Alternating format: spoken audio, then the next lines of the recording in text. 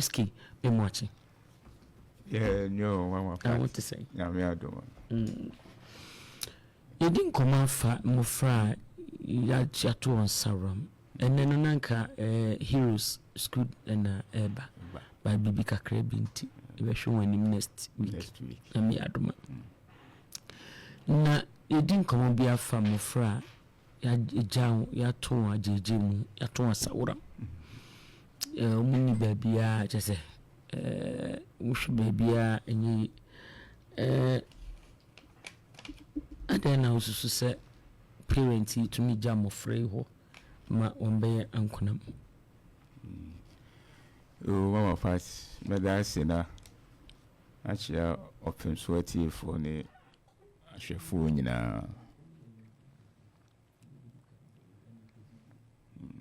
Na ye kan ende ye said the audio be kan child neglect enkwala ya to omu ejeje mu we ye enkwala eniema asese omu enya ewa abrabom esan so omu ye enkwala tite bibi ti se omu adesua omu nam omu ayarehwem eni eniema bebre a ya to ono ejeje mu a yehu de ekona omunso yehu de eba na empempi no de ya mane basa ne se first no na enkola hwe no se wo akola to community mu na ye collective responsibility se akora no busuafo nyina na ehwe no community ni nyina na ehwe akwada no enti so wona mabontin so na se ne ho chiri na obitimi bua no saa so na se ohia mo bi a obitimi bua no tina ye community ten tina mpempi no na enkola titie mu no na ye koso kama enso na se ne ayi se de ye tati no obi ntia obi ba sisi sa enkwada na otimpotamu na obi hu se ne ba no enti na woboa no sisi no eno no abrase enti ebasa na asemaami no eni ne nchen a obi antimi ntia no na de sa eniema yi aba ana de tosu biemu no nsusu ye economic hardship adwumayem titi no na ye nipa anha ho empesi kasa because ye fa afuoma ye kwa afuomu ba ye de body eba ye de banche ba abofo so de enramu number ba enti titi no na ye ho nkyire ye wo enkwala hwem bebre ba neina eniema asesa no bibia ese edisika na ede eto enti awofo no dodo na edi won brain nyina kɔ won dwuma so ekopesika se ne be ya obenya bebi kakra ade abafie enti abasa na omo so attention a ewo nkwala no so no na amaya no so eswati enti akola no maami be sorry ana papai ebe sorry akwa adwuma wa bra akola yi en sorry ye saa nso na obefuru adwuma beba no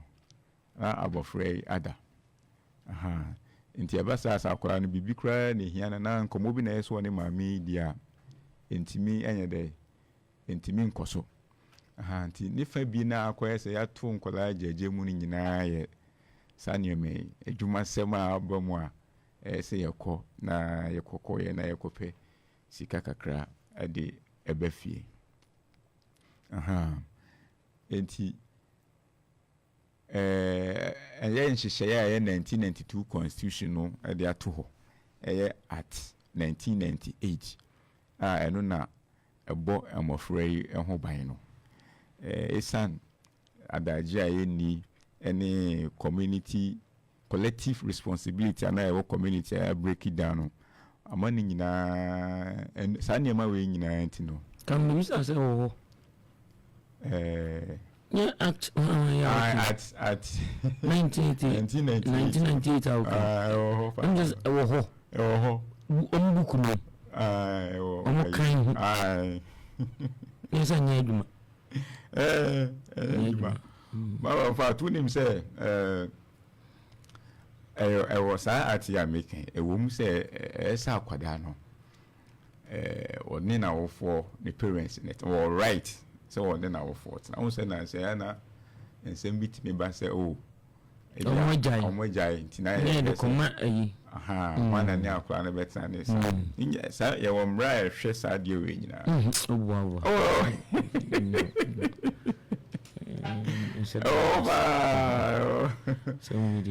now, so I wouldn't be I'm run over. And yet, children's at 19 and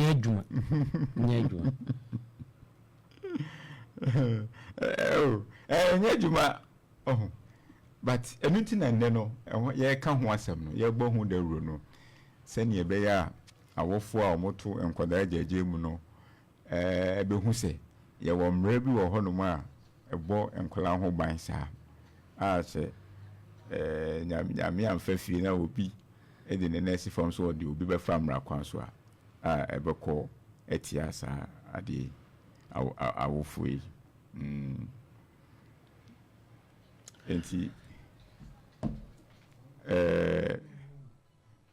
For instance, Bakone say, no person shall discriminate against a child on the grounds of gender, race, age, religion, disability, health status, custom, ethnic, rural, or urban background.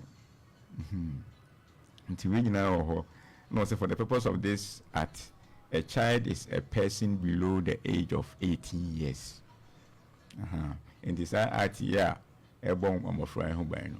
Omono who say, oh, abofra, we below 18, quadia, so right, a bomb who by. Omujidi. So, so, oh, and see, the best say, yɛ tu nkwadaa no agye mu saa ɛkwan bi so no sukura no ɛha wɔn nwomasua so ɛha wɔn nwomasua because akwadaa no ɔsɔre a ohun maame ɛna meka sɛ adwuma sɛm nti no maame no kɔ adwuma ɛfɛn sɛ ɔbɛba na abɔfra yada papa no so wɔn hu awofoɔ ɛna ebi a awaregya yɛ ne saa nneɛma no nti no ama nkwadaa no bi akɔdi baabi ɛna sɛsi a no so adeɛ baako a ɛba yɛ sɛ mprewanyi sɛ teenagers a wɔn wo no ɛdɔɔso papapapapapapapapa nti ɔne akwadaa no wɔyɛ teenager ɔntumi nhwɛ no ho nti ɛbɛyɛ dɛn na akwadaa no wakɔhwɛ no nti akwadaa ne sanso wɔ so ara nti no ɔmaame nso susa ɔmaame a ɔbɛhwɛ akwadaa no susa ɔno nso so wɔ ne prime age ɔho sɛnka yɛhu ebi anka wo nana de ebi a sɛbi wa bɛsiri wa wɔ fie nanka wɔhwɛ wɔ ba na nam mpeprehu ne nti no ɛne mprewanyi nsa ne ade ne nti ana akwadaa no bɛwo no ɔno a wɔntumi nhwɛ ne ba na ne maame no nso so na ɔbɛboa no ɔno nso so da ho ayɛ young kitkit so na no so kra we enti we musu ne nneɛma bi a esi a ɛma sɛ yɛto nkwadaa agyegye mu no ɛkɔ so to be like na nka teenage pregnancy de nka ɛfa child neglect ɛfa ho bebree akwadaa na nka meka sɛ bi ko wɔde ne ho sɛ yɛnkyerɛ ma ɔmo nti asɛ sɛ wobɛgyaa no agyegye mu a wohunu sɛ ɔde ne ho so life no ɛyɛ ɔno ɛna ɛbɔ because maybe because me ni mother love me ni father love because ɔmo gyaa me na mesua nyame na aboa na ɔbɛdum pɛmpɛn so wogyaa ne deɛ a na kyerɛ sɛ woboa no sɛ ɔno nko ahu sɛ ɔno nko a ne teɛ papa sɛ base a ɛdeɛ na ɛtumi de ba na yɛhu sɛ wogyaa ne gyegye mu a nyinyi nsɛnko nneɛma bebree tumi si I think say me fair idea. Rabi amuja ne safi ikudura se no so je say kura no ko 18 years. Kudura se na sabi obo basibra. Eswani so ka kire. De pie mu na ahomte. Nti fabika ho na yemonu bini kuti yemame first lady. Say eba se yeja omo ajeje mu sina. Akola no onyina onya odo emanema ni omaka because ono no osano ya nche no motherly and fatherly love enti ema ona abrabo no etimi onya do onya do ebi mu so timi beye street children so because some mama wo ho na we wo tian papa wo ho wo tian wa na wo hwe se wo direction kwan a dachi de omo peso wo ye na omo guide wa unkojina street so in this sense say mama ne papa no enhwe abofra ne eja na jeje mu nti no otimidi no ho bo ayonko into bo ho na bia oye no bo draxi na wo no bi ikoto ma beka so mu nani eja o yes na o shed draxi na so kaka afi na krono bonketenkete afi na am robbery sim na de ya na ewese mayani ekosa de hu se nkola no yeto na jeje mu na omo abrabo no be yesi ya omo ne samba be an robbers ebe ba attack here and over say o mobile money ayiwe yakwa attack no yakwa attack no yakwa attack no enti eni gina sa enema bi enema we so na we enkaimenu bi ai Lucky Dube or boy ono friend taxman o si otiato de ma ne gardener say obe keep ni fie na oties eto ana say oties ka de ma friend say the bodyguard otia eto de ma oties ka ma ne bodyguard or de bono ho ban na nipa ba ko a otiato ma na onim de onya ye taxman ana ba bi nso so nti anyum no mo to a no okase even police kura no police no say obia behwe ne bayi a so obia behwe ne bayi a police kura ahu enya enti Lucky Dube nanyum taxman mu asa so onya police no onya adwumanye onya bench no enti na o di bu ye be o de kan asa asma o kan ne se obia titi ne bayi a obia titi ne bayi a police ye hu hia nti o person say obia be akwada papa Jesus ke to na betiti ne you but o twin bi wabo na odesa we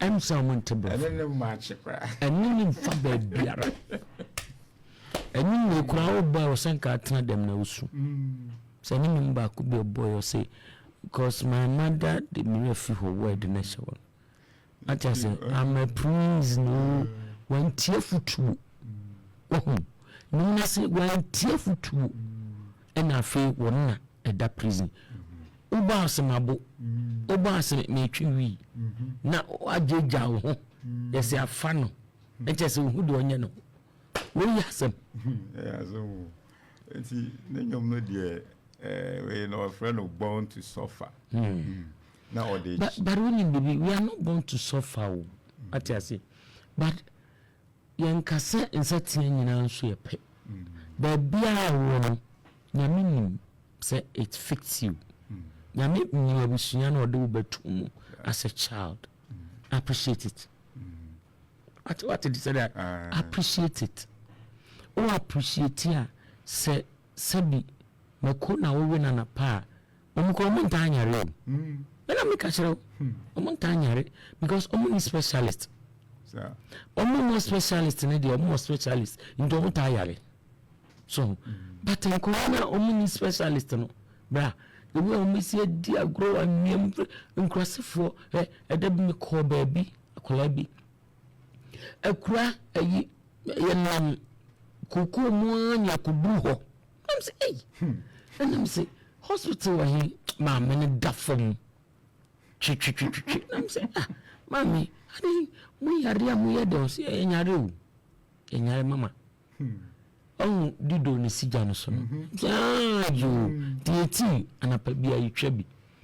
Baby, a clan free nantical school, no pa. On Yari. Yet, Yammy, Yadina, first lady, or call you and a corny mufra, Cocasafa mufra, ye do.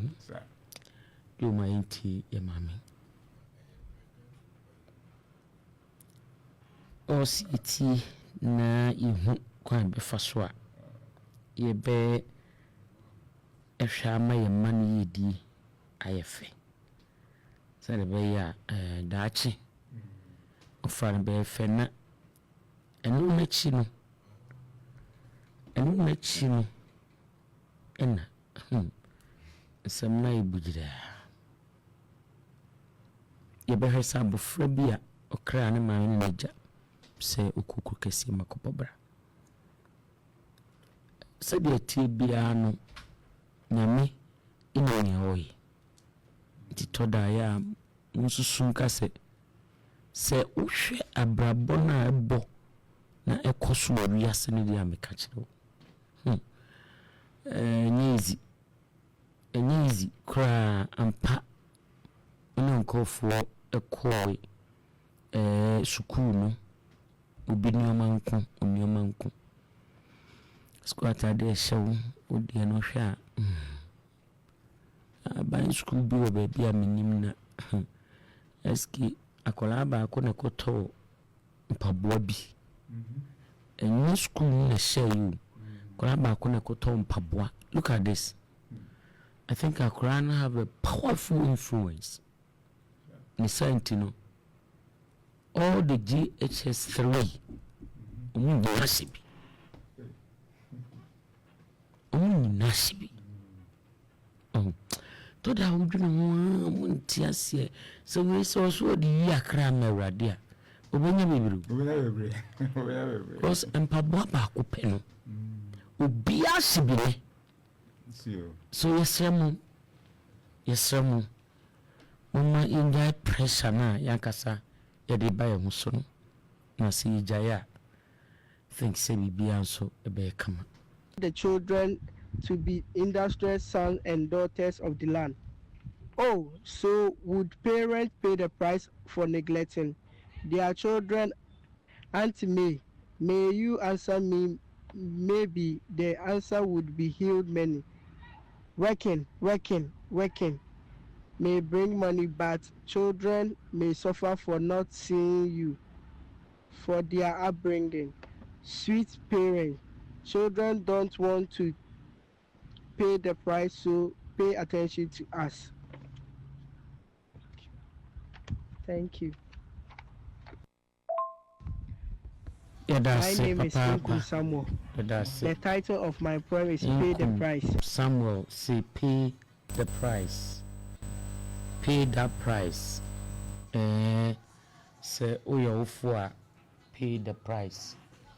Na fe share our friend tinam say sebi awo enye ade bitwam ade bia wa wadwen so ami bi na bedru so na atwam enye kabasta tineno awo ho no o hwi ya no ahwi toto abrabo yi se de be ya daachi na menu said the above freaking ye koye juma no kre koye juma no kre the mom intimi mase ye juma no nko at least we have to set a time for ourselves and more friend and a power kwa hwe bo frano bisibisa no okoba nso a bisa no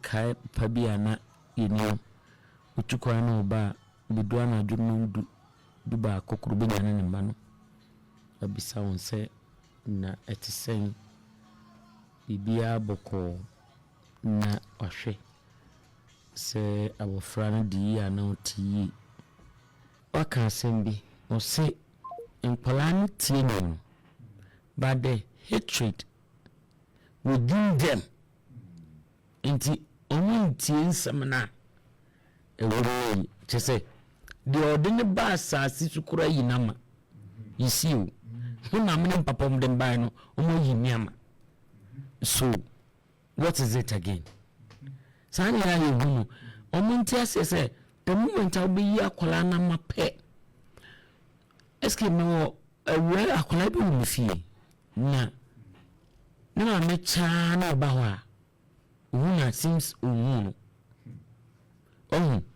se metiwe ngambe ka kire boy your friends say the response na ne ka ka kire na se me enchekura me wi alba but me ni se me nim se me wi na kofi nemu ansana me ba adwuma won asembi ni wa me ka kire akola wonfa me life me dey no enti se me pia bonten se won so di me owu me dawo enen kwa na wo hu me owu me so no bastidio na me so me twam ma me bra papa no mje di me so me twam en wo di kana say na wo mo force no no so anane na say won ne de wo nti me petana outside na me train school no en che free ya sisi nti me tie chi ho no en na say wo am sembe fa de office ba no di me ka be studio en am say na pa de o say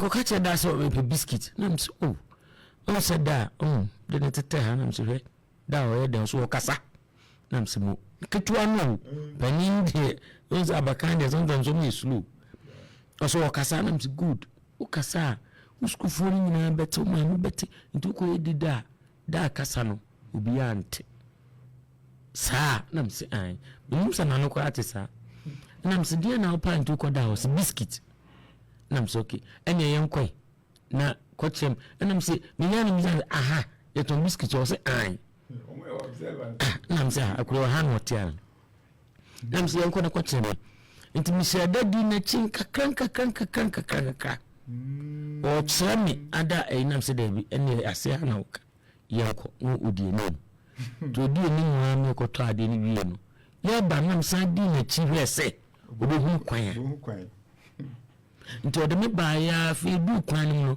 na kwan na ye ne ntanta nam sa da rote no e no di manim akoto biscuit ne papa pie nam so nyame na bo anu se me nam de na pi yes ana yem so because ne papa pie on pie manim wo o pie ba inside we do pie ba ani mo ne ba yira you see so when would me buy here so be me man the baby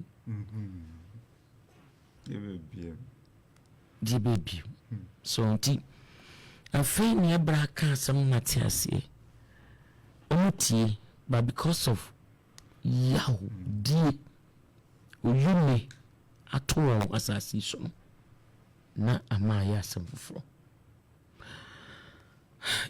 into mufu kakrai wasi na maami bi ose mebei no afrim afra mebei mi to kofi yesu that was ne suwa no so meaning no matter what nyame nko a sa na wose nipa yi nyame nko a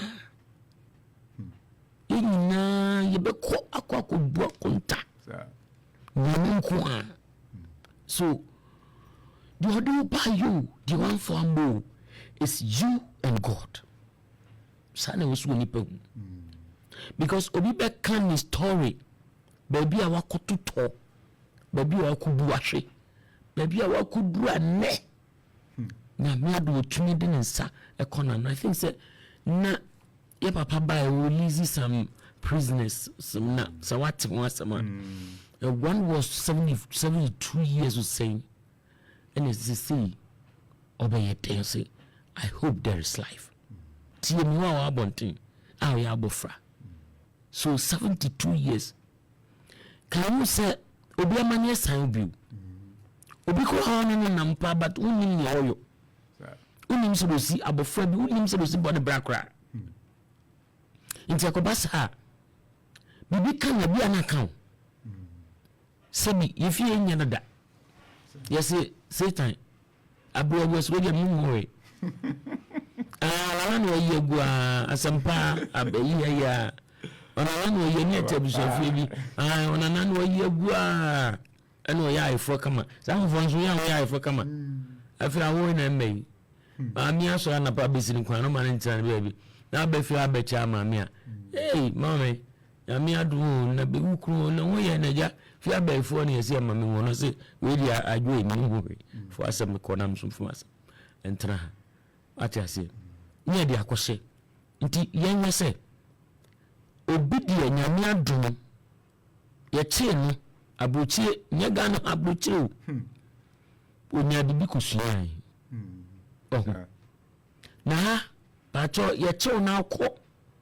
So we are yachim with them 40 years. OP 72 years.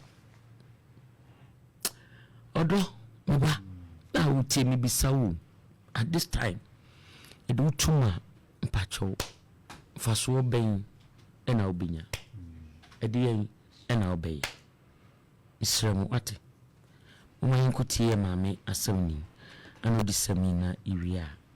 Afi ya ne mana kasa yentimi enyi video no kora ye ye second video ni bi kakra bi na afi ya maame di so ye yi amobia atibi Ghana nyina ya maame ya maame afi na nyame adom wayi prisoners no ye yi bebre mu adem ache 42 years 45 years oh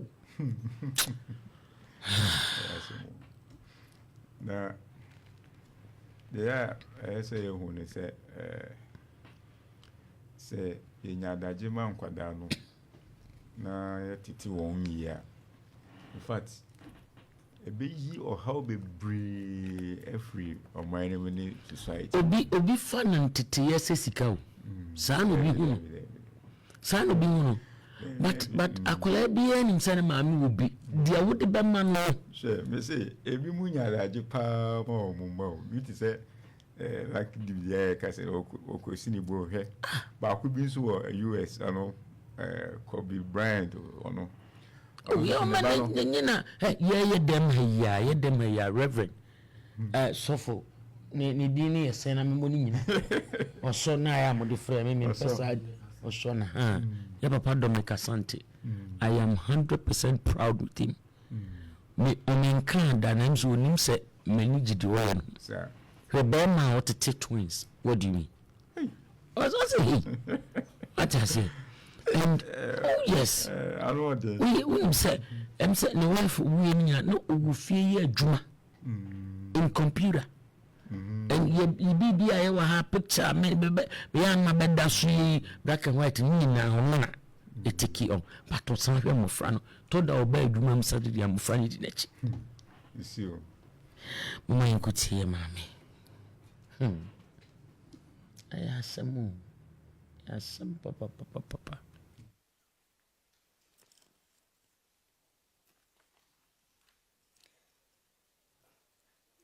Your Excellencies, ladies and gentlemen, brothers and sisters in faith, I bring you warm greetings from the good people of Ghana, from my husband John Dramani Mahama and our family.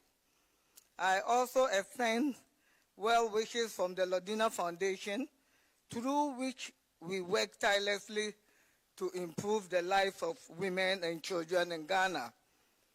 Thank you for the invitation to the annual prayer service for children.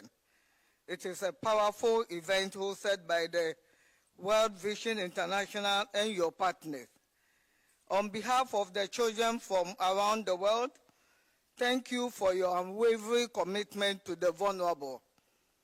I am pleased with this year's theme, A Moment of Hope. it is very relevant, particularly as our leaders gather for the 80th UN General Assembly at a time when the global order is rapidly changing. We gather here from different nations and cultures, but we are united by our shared faith. Through prayer and collective action, we can create a world where every child is protected and empowered to achieve their full potential.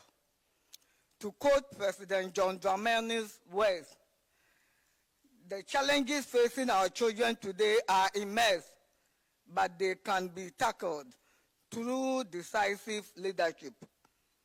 Across the world, children are affected by conflict and humanitarian crisis. The UN estimates that hundreds of thousands of children are caught up in armed conflicts. A significant number of children are in Africa, where they are robbed of their childhood, forced to fight, and go through terrible experiences. These are precious lives, destroyed by circumstances beyond their control. When nations fail to focus on policies that safeguard the home, strengthen communities, and nurture the youth, it is our children who suffer the most. When conflicts erupt, they are the ones who lose parents, siblings, homes, and dreams, and carry emotional scars that can last a lifetime. This is why this prayer service is so vital. It is a moment for us to pause, reflect, and seek divine intervention. It is a moment to collectively pray for the wisdom our leaders need to make the right decisions. As the Bible reminds us in Proverbs 9:10, the fear of the Lord is the beginning of wisdom, and knowledge of the Holy One is understanding. With divine wisdom, our leaders can follow paths of peace and progress for all children. Prayer builds strength, not just in the children who face adversity, but in us as parents to continue to work hard for their well-being. Jesus himself demonstrated profound love for children, telling us in Matthew 19:14, "Let the children come to me, and do not hinder them, for the kingdom of heaven belongs to such as these." And in chapter 18, verse 3, he calls us to learn from their meekness and purity. It is in this spirit that I humbly lift this prayer for the children of Ghana and the world. Heavenly Father, I lift the needy and orphan children in Ghana and across the world into your loving care. I ask that you surround them with protection, comfort, and hope for a brighter future. Provide for their daily needs, including food, shelter, clothing, and education. Bless those who dedicate their time and resources to care for them. May these children grow in wisdom, strength, and joy, knowing that you love them. Guide their path with opportunities, surround them with kindness, and let their lives shine as testimonies of your unfailing grace and provision. Amen. My dear friends, in this moment of hope, let us renew our collective commitment. I know that God, the Almighty that we serve, will continue to bless and guide us, and guide my husband, the President of Ghana, to implement policies that protect our children, open opportunities, and prepare them for a good future. Thank you, and may God bless and protect our children as we lift them up in prayer now and always. Thank you. Thank you. Yamame First Lady and Mutininka. Facebook Live and also Facebook Opemsuo Radio Live. Amoawisi. I wish say we inquire writing ni reading. I wish say be the cover. It should not end here. Say sabiebu yakasa wi na yepesi yakasa ntini yakasa. Na mu enye asempa. Sometimes I blame more of the churches. They have opportunity. That I say, obi kura wa so ni mu. O so we bi di dio. But sika o de beto machine na akwapu su adwuma no. Eni adwuma no ewura no de obeje no. Ebi 3,000, ebi 4,000, ebi 2,005. At least the churches get me ye beboa. You could be so be ashy, ya monitor, we know them all. That is why your bossy can ye penny pacro, you need that pacross. Ya for the Sika ye body, your bosha by being qua. And they know, say, more fun to but let's say the truth. They know, say, as soon as you are your bossa, or be sorry. I just say, or no sorry, pet no matter about Omoa Council. You know, so far as I mean, what's wrong with whisker? You be a woman, your friend, my dear. Surely, I will see 2 weeks or more, almost of which trouble. So, young funny say, I'm not a year now, you're bath for the end. No, be a say, I saw never saw that's bath for the They say, women say, I saw down about a for the end and Tina Madia. Yes, here we are for the old year baby. And tis a say no, or shall stand and for no sabu. No, say renew. And Kolani Crafuni be Guma tre. What you say? Oh God, I'm not saying on my bassasa. When you have us about for the never 2 machines, 5. And I 10. For good, I saw them myself. Obi be a rare, Opemsuo Shia Jumano. On the GB, no fancusia. I saw in Nippon sometimes I don't be a one take. O fan crowd do obey yellow. But what can you do? Inti Enra, make us a chair of penny said that. Now, oh no, I call you soon now, Pamno. Is he a drink of my way? At the American. Sano said that. What will I call you so? They say, when you some no food chair, 1 year in the command. Your responsibility to teach the child. So some some fun choir on faso. Winia on free home. One has or the demand is being answer. So your best I was senka as some woman to ho a random one thing. Na yebra it's like Ghana has been selective to call for if you say the adimo Moka Fro, you need free more than a bakusim. Me, I know them. Will be free more, not one day if you and when you didn't order. The band to you, won't to you, what the Nicosana name. Sabe Juma said, yes, Sabi, will be a factory. Now, some may be a factory, the Adrian, dear, or send me the banner. I could say, Abe Juma, bra, Abe Juma, Abe Juma. Oh, my Rodina no kana who say you team kwala na protect of na responsibility bia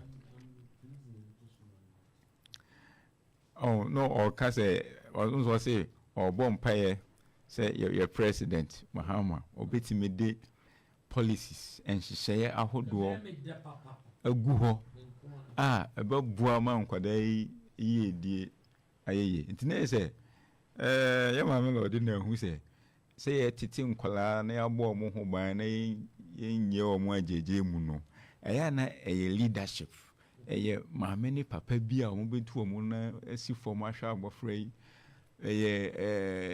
DC bi o krom regional minister bi a obefa to ne ho so that was just a collective responsibility and ya ma me na all can was and that platform no so you know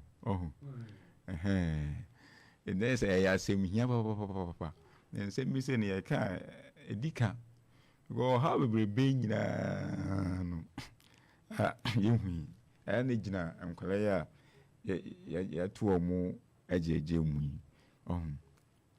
and I say yejeje omo sa so a ti say the makana kwa na assign aba abɛhwɛ enti nɛ ye kasa kyerɛ awofo sɛ yɛsrɛ obia momɔden no hu sɛ akwala enye sika nkwa na mmom no yɛhu sɛ kasa kyerɛ ani ɔdɔ kakra yɛbɛda na di akyerɛ mmɔfra yi no etimi ɛmɔ nso so abrabɔ no etumpom.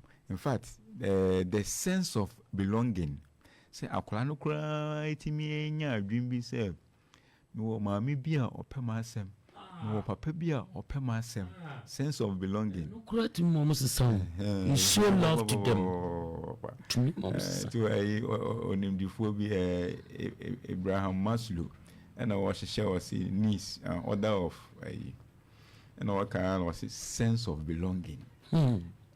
So akwala no hu sɛ mi wo mpanyufu etamachi wo we mu etamachi aha o se no kra no ete se aduane a we de pa na atwa ni na hu bi atawoti yimi ben a champion or say watching life from infancy or say greetings to Okumkom DEC Ben Nyaminshaw so sharing life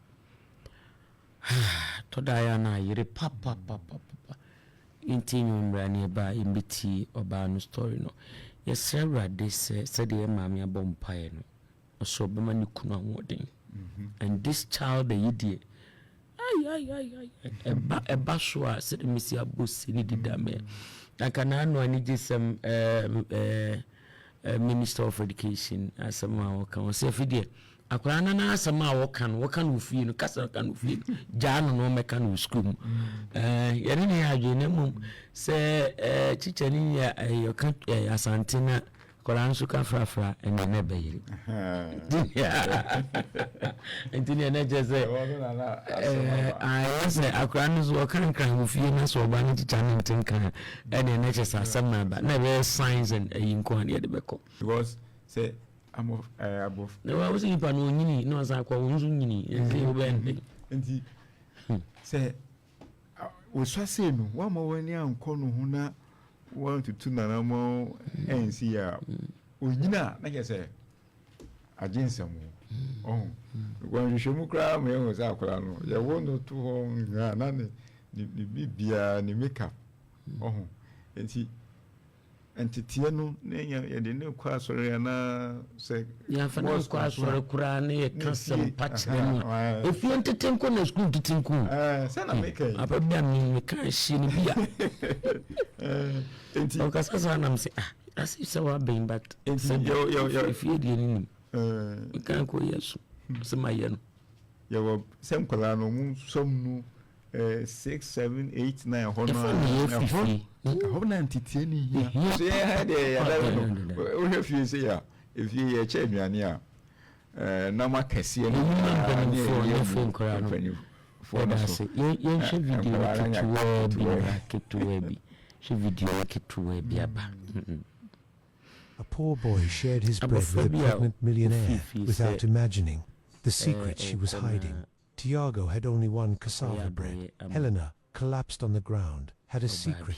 He was the poorest boy in the village. She, the richest woman who had ever set foot there. But at that moment, their roles were reversed. She was pregnant, freezing, and he was the only one who could save her. While the entire village ignored the scene, the barefoot boy stepped forward. He didn't know about her past, her unfaithful husband, or the family that had abandoned her. He only saw a woman in pain, about to have a baby, and he had to make a choice with his only food. A light rain began to fall, spreading small dark spots over the red earth. Tiago remained kneeling beside Helena, holding the piece of bread as if it were a treasure. The woman opened her eyes fully now, confused, trying to understand where she was. Her gaze settled on that boy with messy hair and gentle eyes. For a moment, she didn't know whether to cry out of shame or gratitude. It was hard to accept that someone who had nothing could offer her what she needed.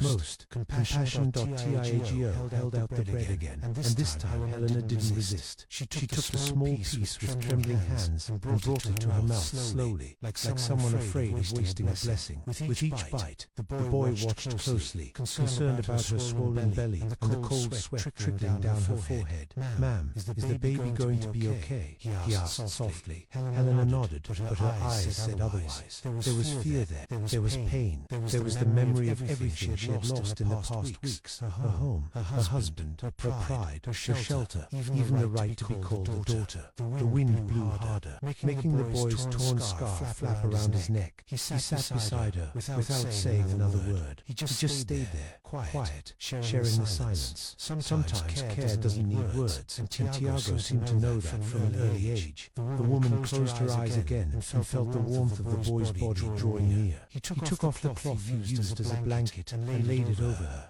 "It'll keep you warm a bit," he murmured. Helena held the cloth, unable to refuse. Inside her, something broke. Maybe it was pride. Maybe loneliness stopped behind the houses. The village carried on as usual. Women tended to pots. Men wrapped up their work in the fields. Children chased ragballs. No one saw what was happening beneath that mango tree. No one noticed that, on that small patch of damp earth, two fates were crossing paths to change each other's course. Tiago's kindness had no audience. He didn't do good to be remembered. He did it because it was all he knew how to do. And Helena, even without understanding, began to feel that the simple gesture carried something greater, as if the bread they shared tasted like a promise. The rain grew heavier. Tiago stood up and held out his hand. "Come on, ma'am. There's a shelter up ahead. You can stay dry until the cold passes." Helena hesitated, but the boy's gaze was steady. With effort, she leaned on his arm. Every step hurt, every contraction made her moan softly. But a new strength was rising, the certainty that she was no longer alone. Tiago led her to an old porch, the wooden floor creaking beneath their bare feet. They found damp rags, empty bottles, and the smell of mold. It was a shelter for no one, but for the two of them. At that moment, it felt like home. Helena sat down, exhausted. The boy pulled the cloth again and covered her belly. "Better like this. The cold gets in easier when you're carrying a baby," he said with the wisdom of someone who's looked after himself for far too long. She looked at him, amazed. She wanted to ask where he came from, who his parents were, where he slept. But his eyes answered before the words could form. Tiago had no one. The whole world was his home. And every kind face he found became his family for a night. The sound of the rain grew louder, pounding on the tin roof like a drum. Tiago leaned his head against the wall, closed his eyes, and took a deep breath. Helena looked at his face, so young, so worn, and felt her chest tighten. A boy who shouldn't know what it meant to care was there, caring for her. A boy who should be begging for bread was sharing his own. The tears came silently, running down her face until they soaked the cloth covering her. Tiago noticed and simply said, "Don't cry, ma'am. When we help someone, the sky gets a little lighter." No one in the village heard those words or saw that gesture, and maybe that's why it was so pure, because the good that is born in the darkness of night doesn't need to be seen. It only needs to exist. It was there, under the sound of the rain and the warmth of that broken bread, that Helena began to understand that fate had found a way to place beside her the only angel that fit in that village, an angel with bare feet and hands dirty with earth.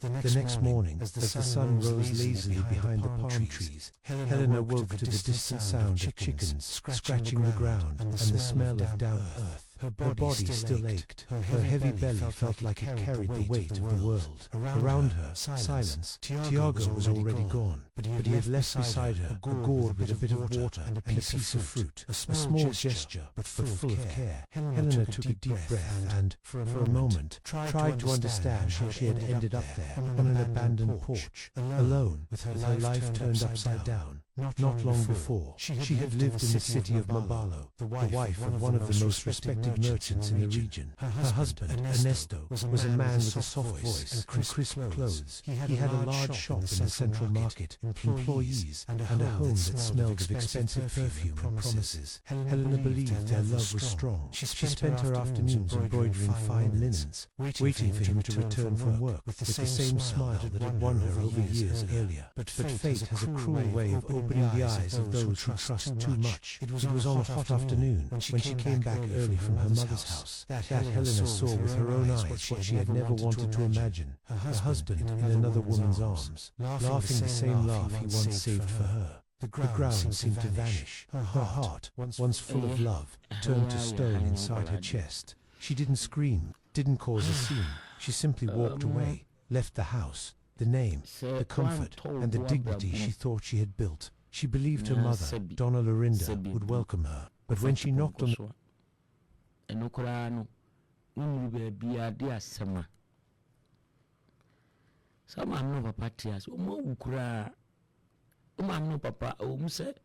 fine, but can say Nyamenka momentum facade to him. Facade and prove them wrong. Prove people around you wrong. Bring it out. Bring that thing out. University.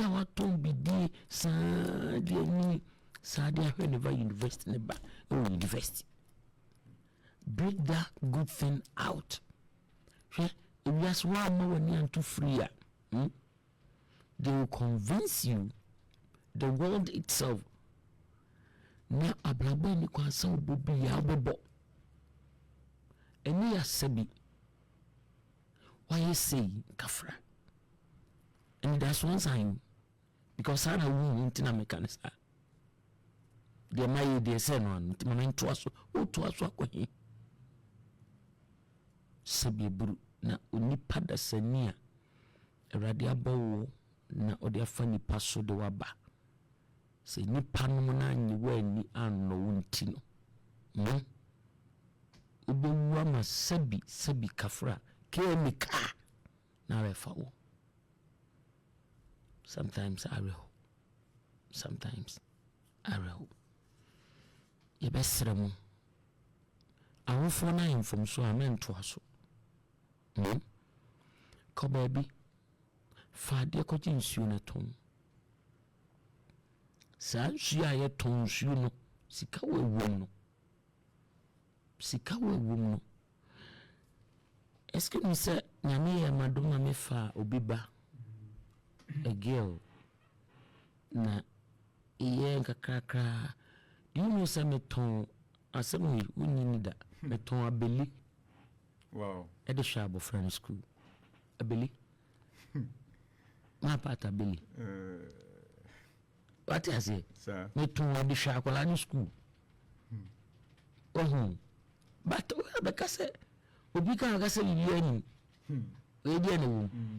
You see life no what turn here na ya turn the other one. The other side. E bia na no bebuawo. So me share bo free ni sit down am say debi. Ade no kra eske na me nya na ayibi na me ye no Saturdays and Sundays.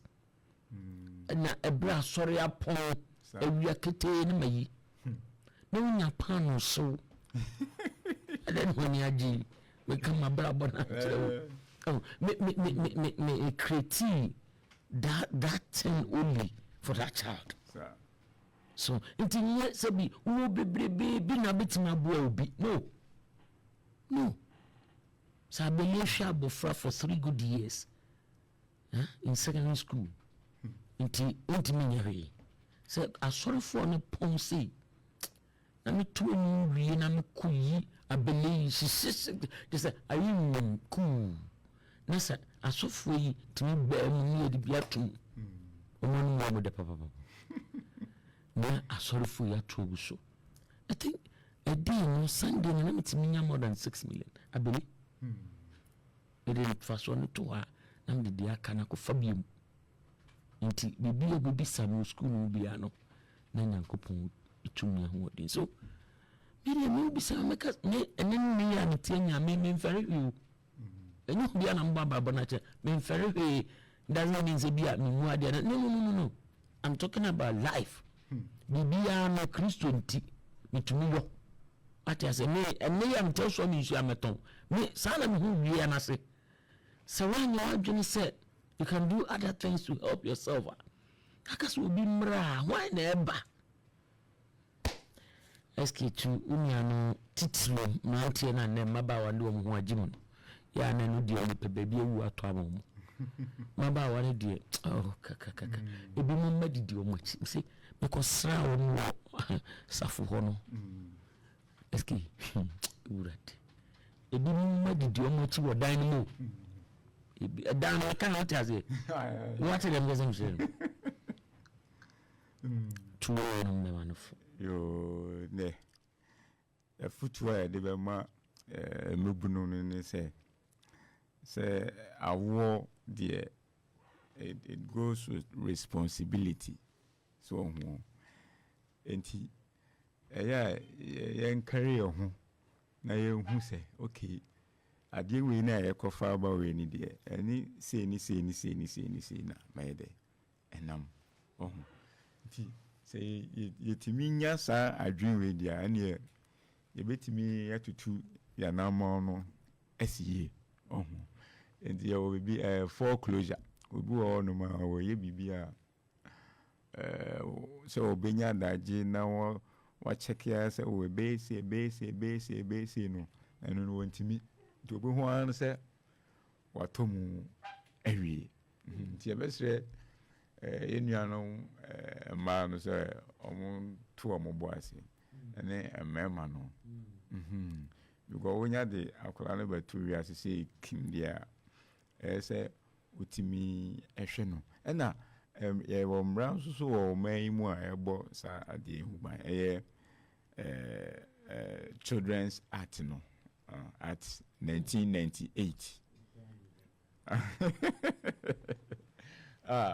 ebo mofra huban ena ewom se yaka mofra awofo no so ebetu fusa say mofra no de sometimes na ya yentimi ntie won obi wa na adwin bi obetimi akire ama na ato asum but ebi wo mo a yentie nkola no kra enso so we art ni mo 1998 at child rights no 1992 constitution no child rights 1998 article section 11 no or see no person shall deprive a child capable of forming views on their right to express an opinion, to be listened to, and to participate in decisions which affect his minister so do we are baby and don't say society mama part don't say na ko say bibi ni a o ya kola ka no tum yentie enkwamre bia e fa say do mo beka no enye saa suban no susu no aya emo ye timid so woni abofrati na we ni high bibra oku school anu aye timid otimi nya de do enipam eniti na 1992 constitution hu saa de we ya da funa mu homo bo section 11 na we are law na so we trying to mami nya so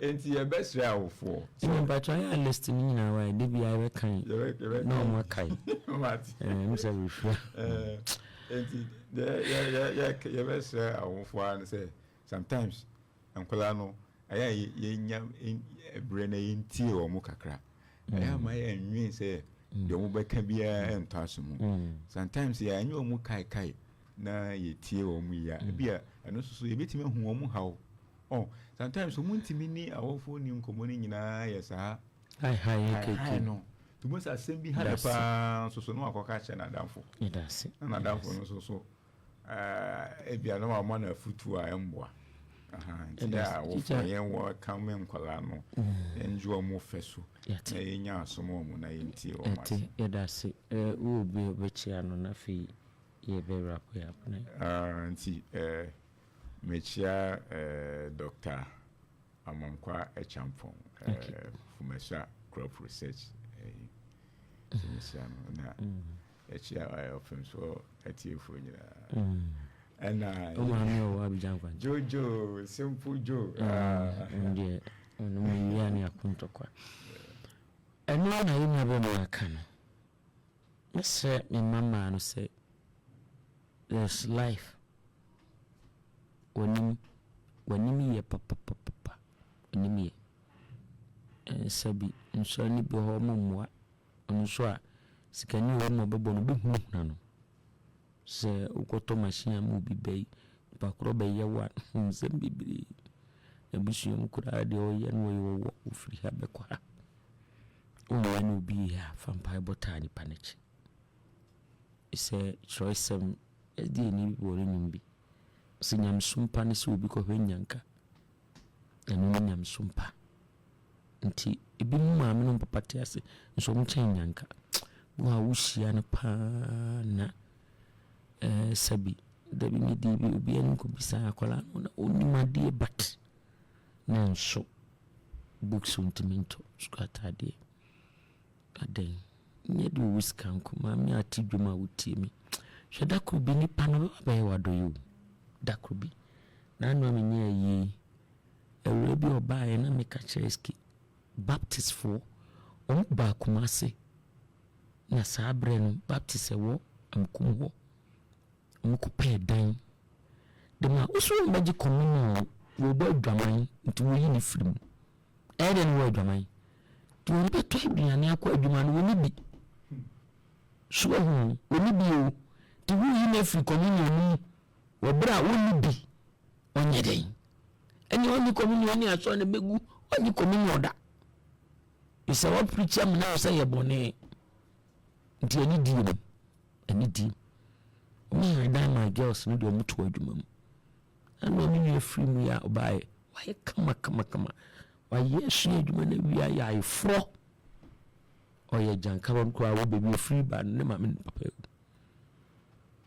omu hwehwe mu ni yi fina mo ne omu nam no mo ne ba bontin be yesa no me ka kire mu yi tu no mo bebre ni gua bontin se nyame adon na yutu ni bi wa obehu de besi ho e wa de man pare we love you so much ye best so bitimi sponsor program ya na amya swate oba Opemsuo radio me pen number na media to drama nyime number no oba na super sponsor Opemsuo radio Amoawisi benyam panifo bebre no mo akasa na o sponsor e pese di program EP ekudrum pempen so bi a program bitimi ahwem mo fra ne bi na nkoye pa baako se bia me nko an bi a me ya bese wodi ben na di ba radio so e bo kira mbonfo onuhu sampa duma sebiska unyanya nko an adi na mo